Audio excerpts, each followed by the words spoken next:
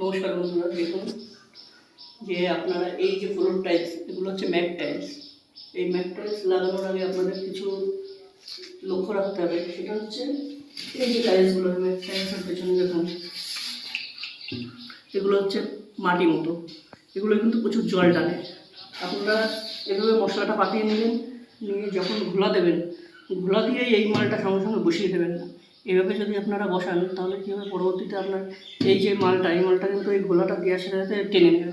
টেনে নিলে কিন্তু আপনার কী হবে, মালটা যখন ঠুকবেন মাল ফেটে যাওয়ার সম্ভাবনা থাকবে এবং এই যে মাঝখানটুকু ফাঁপা হবে। দেখবেন 90% এই যে ফ্লোর টাইলস ঠুকলে দেখবেন ফাঁপা হয় প্রত্যেকবারই। সেইটা হবে না, সেইটা যাতে না হয় তার জন্য আপনারা কী করবেন,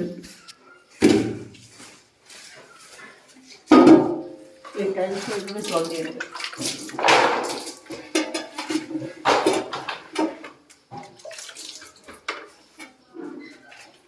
ঠিক আছে, জল সব টেনে নিয়েছে, দেখুন জল সব টেনে নিয়েছে। এভাবে জল দিয়ে নেবেন। সমস্যাটা আসে মাছ ধরতে গেলে, সেই সমস্যাটা একদমই আসবে না। আগে আপনাদের আমি এই টাইলসগুলো টোটাল ঠুকে ঠুকে দেখাবো, একটা আমারও হওয়া বেরোবে না। আপনারা এভাবে যদি কাজ করতে পারেন আপনাদের কাজ সুন্দর হবে এবং টেকসই হবে ভালো। নমস্কার, ভালো থাকবেন।